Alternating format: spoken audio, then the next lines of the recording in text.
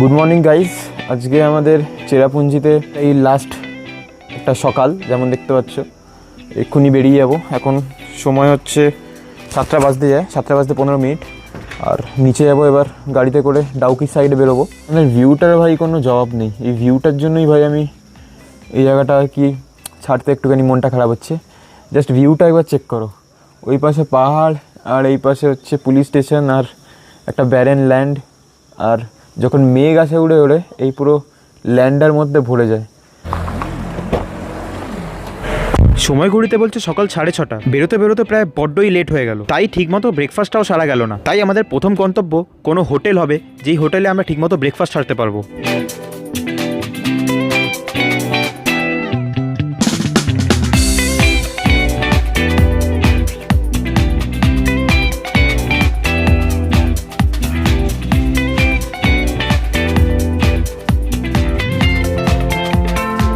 Guys এখন সময় 8:30 আর আমরা একটা রেস্টুরেন্টে এসেছি ব্রেকফাস্ট কমপ্লিট করবো বলে।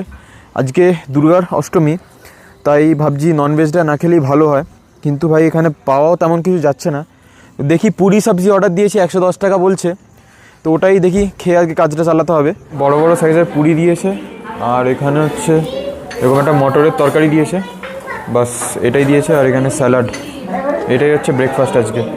খাবার দাবার মোটামুটি ভালো এখানকার, কিন্তু একটাই প্রবলেম কি এখানকার রেস্টুরেন্টগুলো ভাই বহুত টাইম নেয় খাবার বানানোর। খাওয়া দাওয়ার পর ঠিক হলো কি আমরা প্রথমে মলিনঙ্গের লিভিং রুট ব্রিজটাই যাব, আর যেতে আমাদের সময় লাগবে 20-25 মিনিট মতো। চলে এসেছি আরেকটা লিভিং রুট ব্রিজে। এর ওপর দিয়ে হচ্ছে ট্রেকিং করতে হবে, তো চলো যাই। এরকম টাইপের সিঁড়ি এখানে। আর সেই দিনকে যে লিভিং রুট ব্রিজটা দেখেছিলাম ওর ওখানে হচ্ছে আগে নাবা, কিন্তু এখানে হচ্ছে আগে ওঠা। আর এরকম টাইপের উবড় খাবড় রাস্তা এখানে, যেমন দেখতে পাচ্ছি। একদম এগ্রো খেবড়ো রাস্তা, উঠাটাই অনেক কঠিন। যেদিনকে ডাবল ডেকার ব্রিজ দেখতে গেছিলাম ওদিনকার অভিজ্ঞতা সব থেকে বেশি তিক্ত ভাই। সেটার কাছে কোনো ট্রেকিংই নয়, কিন্তু ভাই আজকেও দেখছি ট্রেকিং করতে হচ্ছে। বাট এখানে হচ্ছে অতটাও চাপ নেই, অতটাও মানে স্টিপ নয়। আমি একটা জিনিস ভাবছি, এখানে এরকম কোনো সিঁড়ি ফিঁড়ি নেই। ডবল ডেকার ব্রিজে কিন্তু সিঁড়ি ছিল। এখানে ভাই যদি বৃষ্টি হয়ে যায় তাহলে তো ভাই লোকেদের হালত খারাপ হয়ে যাবে নামতে। ফের হচ্ছে রাস্তাটা, আর ওই নিচে হচ্ছে ওখানে রুট ব্রিজটা আর ঝর্ণার এরিয়াটা, যেখানে ওখানে দাঁড়িয়ে লোকেরা ফটো তুলছে।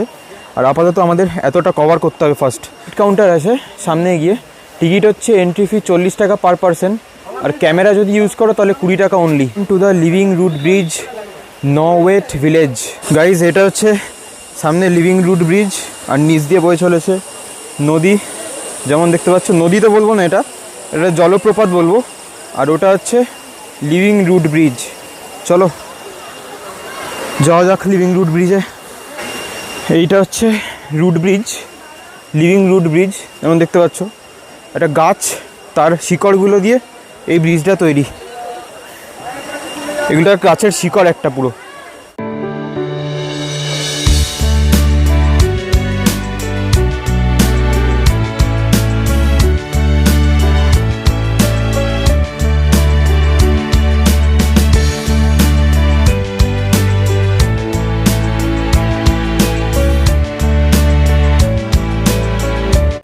আশা থেকে 3টে লিভিং রুট ব্রিজ দেখে নিলাম, তার মধ্যে একটা তো ডবল ডেকার ব্রিজ। ভাই ওটার এক্সপিরিয়েন্স তো আরও খতরনাক ছিল ভাই। এইটা তো কিছুই না, ওর সামনে হচ্ছে রুট ব্রিজটা। আর এখানে সব লোকেরা নেবে আর কি। এখানে যে জলটা যাচ্ছে সেখানে সব পাটা ডুবিয়েছে, ফটো তুলছে। গাইস ডবল ডেকার দেখা কমপ্লিট।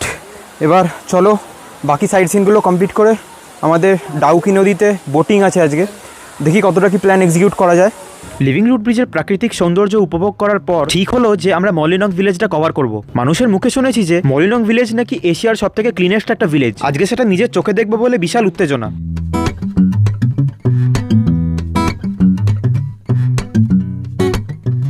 গাইস ফাইনালি চলে এসেছি মলিনং, এশিয়ার ক্লিনেস্ট ভিলেজ। তো চলো ভেতরে গিয়ে দেখি কতটা কি ক্লিনেস্ট।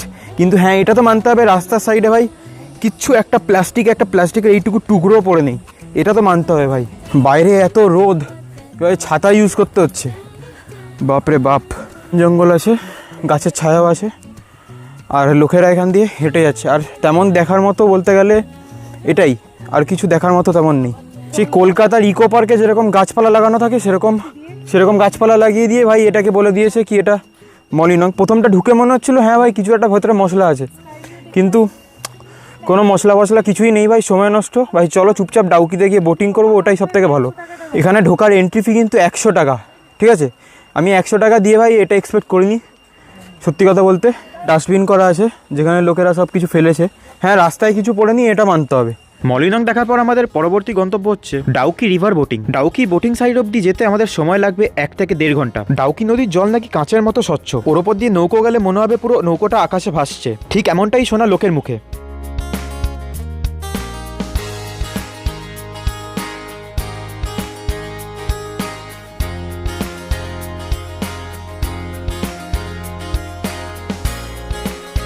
ফাইনালি ডাউকি নদীতে বোটিং করতে, তো ভাই অনেকটা রিকোয়েস্ট করার পরে ফাইনালি লাইনে দাঁড়াতে হয়নি, চলে এসেছি বোটিং করতে। বোটিংয়ের প্রাইস হচ্ছে 1200 টাকা পার বোট, ঠিক আছে। আর এই হচ্ছে ডাউকি নদী যেখান থেকে আর কি বোটগুলো সব ছাড়ছে, যেমন দেখতে পাচ্ছ এখানে।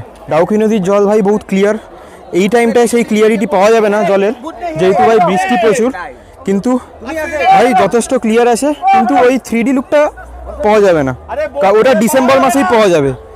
আর এখানে প্রচুর বোট, প্রচুর লোক, আর লোকেরা স্নান করছে, আর এখানে সব বোটিং। ভাই নৌকো একটা আসছে, আর এই নৌকোতে আমরা উঠবো। এই ফাইনালি আমরা বেরিয়ে পড়েছি ডাউকি নদীর সফরে, আর আমরা বোটেও বসে পড়েছি।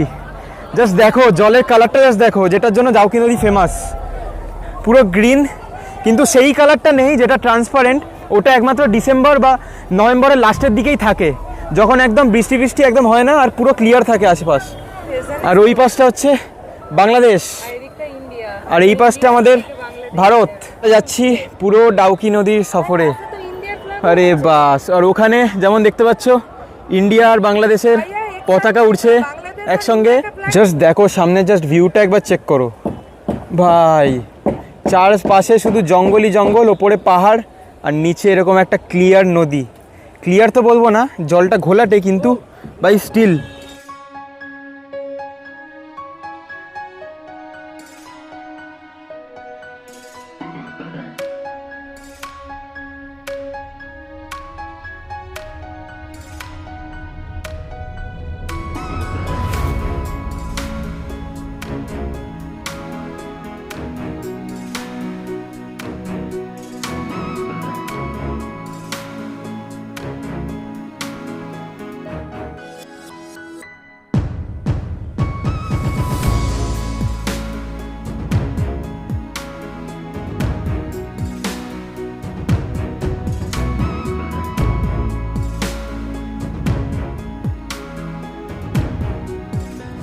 যেখানের জলটা একবার জাস্ট দেখো কীরকম লাগছে, পুরো ক্লিয়ার জল। এটা পাড়ের দিকে না, তাই জন্য পুরো ক্লিয়ার জল একবারে, জাস্ট একবার দেখো। আর ওই পাশে চলে যাচ্ছে সব বোটেরা, আর এখানে হচ্ছে আমরা। আর সামনের জাস্ট ভিউটা একবার দেখো, সামনের ভিউটা একবার জাস্ট দেখো, জলটা একবার জাস্ট দেখো এখানে। এইটার জন্যই ডাউকি নদী ফেমাস। এখন জলটা এরকম, ওই পাশটা পুরো ঘোলা, কিন্তু এখন এইখানটা একটু জলটা হালকা ক্লিয়ার, নিচের পুরো পাথরগুলো সব দেখা যাচ্ছে। জাস্ট দেখো পুরো মনে হচ্ছে 3D লুক আসছে, কিন্তু অ্যাকচুয়ালি জল কিন্তু এখন ঘোলা।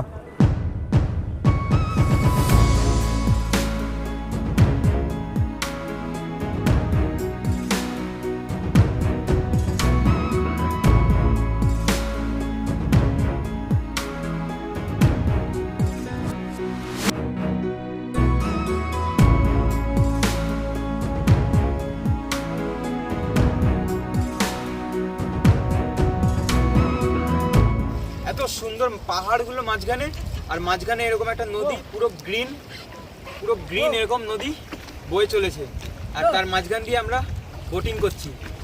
এখানে লোকাল লোকরা সবাই মাছ ধরছে নদী থেকে।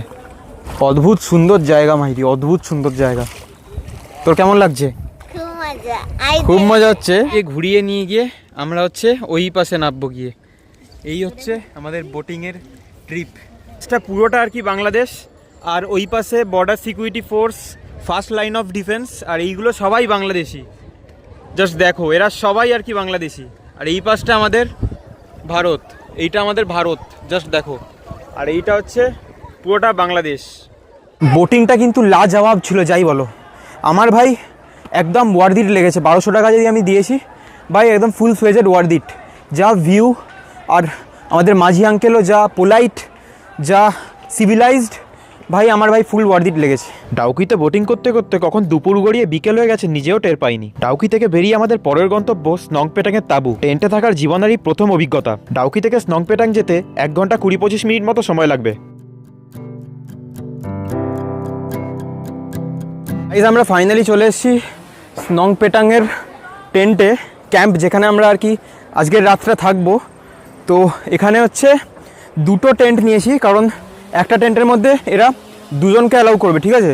তো আমি, মা, বাবা আর বোন হচ্ছে টোটাল 2টো টেন্টে থাকবো। আর টেন্টগুলো জাস্ট দেখো, এরকম সাইজের টেন্ট। আর হোমস্টেও আছে, যারা হোমস্টেতে থাকতে চাও হোমস্টেতেও থাকতে পারো, কিন্তু টেন্টে থাকার ভাই একটা আলাদাই মজা। এগুলো ঠিক এরকম সাইজের, যেরকম আর কি অ্যামাজনে পাওয়া যায় না, সেরকম সাইজের টেন্ট এরকম।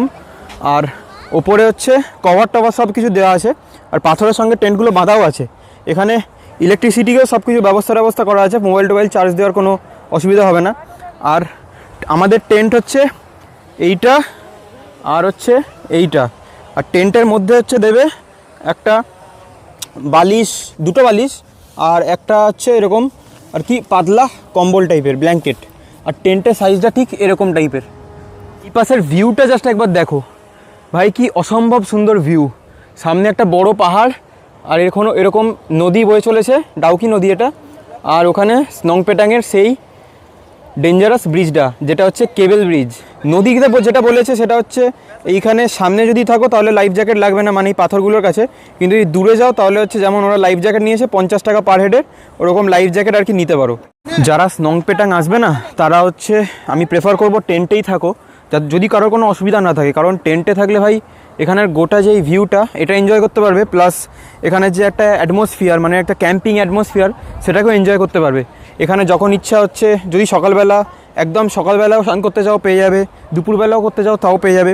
যখন চায় স্নান করতে পারো, এখানে বোটিংও করতে পারো। এখানে বনফায়ার হয়, যেমন আর একটু পরেই হবে এখানে বনফায়ার হলে বনফায়ার, তারপর বারবিকিউ, সব কিছু অ্যাভেলেবেল আছে এখানে। ওদের প্যাকেজও আছে, কিন্তু আমি প্যাকেজটা নিইনি, আমি নিয়েছি হচ্ছে যেটা 500 টাকা পার হেডের যে নর্মাল প্যাকেজটা, সেটা আমি নিয়েছি, মানে জাস্ট স্টে করার। আর খাওয়া দাওয়া আমার অত রিচ খাবার দাবার, এখানের ক্যাম্পিং খাবার দাবার পোষায় না বলে আমি আর কি এখানের পুরো মানে ডিনার আর ব্রেকফাস্টের প্যাকেজটা আমি নিইনি।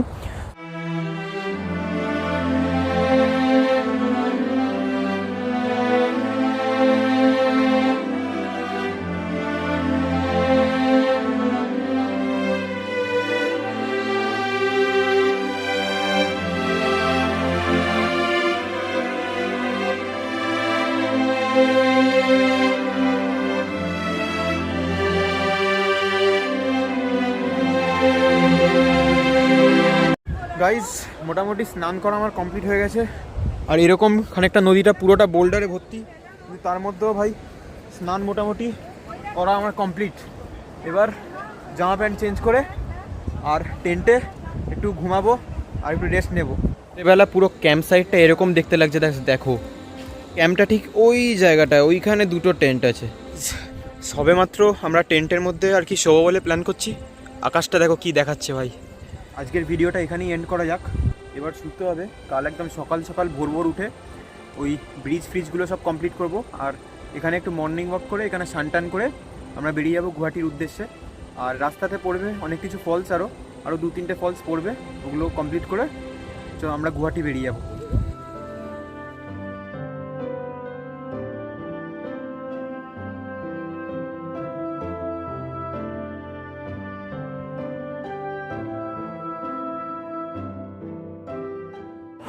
গুড মর্নিং গাইজ, আজকে আমাদের স্নংপেটাংয়ে ডে 2, আর আজকেই আমরা বেরোবো গুয়াহাটির দিকে।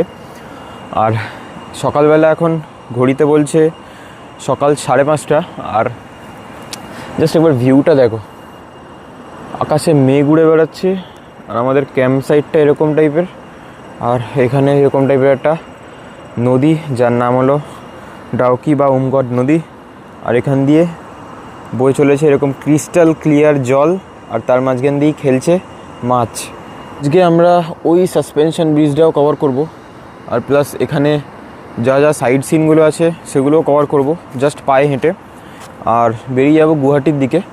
গুয়াহাটির দিকে বেরোতে বেরোতে আমরা আজকে অনেকগুলো ওয়াটারফলও কভার করবো, যেমন ফিফি ফলস, তারপর হচ্ছে ক্রানসুরি ফলস। আর এগুলো কভার করতে করতে আমরা বেরিয়ে যাবো আজকে গুয়াহাটি। কালকে রাত্রিটা সত্যিকারই একটা আলাদা এক্সপিরিয়েন্স ছিল, কারণ ভাই এরকম এক্সপিরিয়েন্স আমি কোথাও পাইনি। মানে টেন্টে শোয়া, তারপর ঝড় এসেছিলো রাত্রিবেলা, তারপর বৃষ্টি হলো। এইসব এক্সপিরিয়েন্স ভাই লাইফে ভাই খুব ইম্পর্ট্যান্ট নেওয়া, কারণ আমরা কি করে বুঝবো ঘরে থেকে কি ভাই বাইরে এরকম টেম্পারেচার, এরকম ওয়েদার হতে পারে। সেটা কালকে রাত্রে টেন্টে থেকেই বুঝতে পারলাম। ঘুম যদি বা হয়নি, বাট স্টিল কোনো ব্যাপার নয়, একটা এক্সপিরিয়েন্স একটা ঘুমের থেকে প্রচুর দামি। সকাল ক্যাম্প সাইটটাকে ঠিক এরকম দেখতে লাগছে, দেখো সবাই ঘুম থেকে উঠে পড়েছে, সবাই এই পাথরগুলোর ওপর বসে আছে। কেউ কেউ আড্ডা দিচ্ছে, কেউ কেউ দাঁত মাজছে, কেউ কেউ স্নানের জন্য প্রিপারেশান নিচ্ছে। আর আমি এখানে দাঁড়িয়ে আছি, হালকা হালকা বৃষ্টিও নেমেছে, যেমন দেখতে পাচ্ছ হালকা হালকা বৃষ্টি পড়ছে।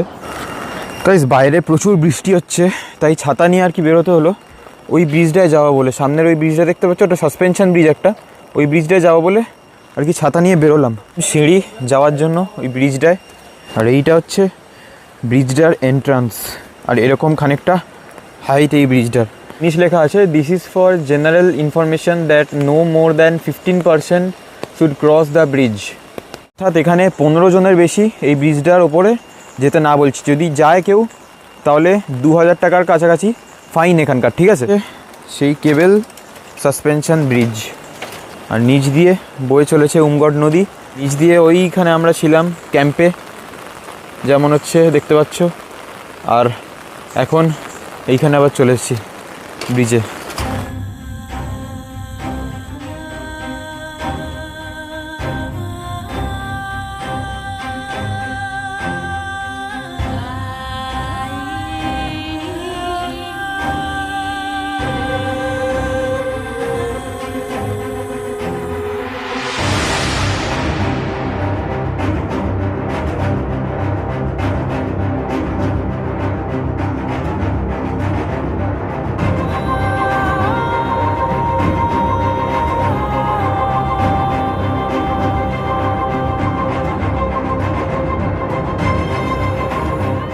ওপর থেকে একবার ভিউটা একবার জাস্ট দেখো, এত সুন্দর দেখতে লাগছে ভাই।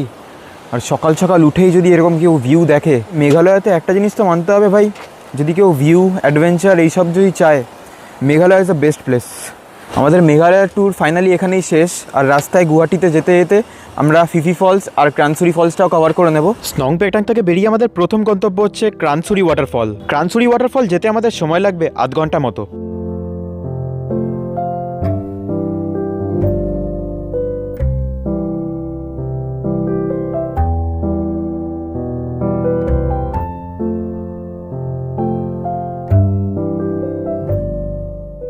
আজকের প্রথম স্পট হচ্ছে ক্রানসুরি ওয়াটারফল। এই ওয়াটারফলটা আমি ইউটিউবে যা ভিডিওতে দেখেছিলাম, খুবই সুন্দর একটা ওয়াটারফল। তো নিচে যাই, দেখি কীরকম ওয়াটারফলটা। ক্রানসুরিতে যেতে গেলে এরকম সিঁড়ি নিচে নেমে গেছে পুরো, আর এই নিচে নেবেই হচ্ছে ফলসটাকে দেখতে হবে। ক্রানসুরির কাছে জিপ লাইন আছে, 2 লাইন্স, মানে যাওয়া আর আসা মিলে হচ্ছে 600 টাকা পার হেড। লোক জিপ লাইন করছে যেমন দেখতে পাচ্ছ, এরকম টাইপের ওই পাশে যাবে আর ওই পাশ থেকে আসবে, তার জন্য নিচ্ছে এখানে 600 টাকা। এই সেই ক্রানসুরি ওয়াটারফল, যেটা হচ্ছে এই নদীটা এসে এখানে ওয়াটারফল হয়ে পড়ছে নিচে। আর এই নদীটাই হচ্ছে ওই পাশ থেকে আসছে, একদম পাহাড়ের ওই পাশ থেকে এসে এখানে ঝর্ণা হয়ে নিচে পড়ছে। আর নিচে স্নান করার সব প্রভিশন আছে। তো এটা হচ্ছে ক্রানসুরি ওয়াটারফল। কতটা সিনিক বিউটি এই ওয়াটারফলের, জাস্ট একবার দেখো। আর এখানে লোকরা সব স্নান করছে আর এখানে ঝর্ণাটা পড়ছে।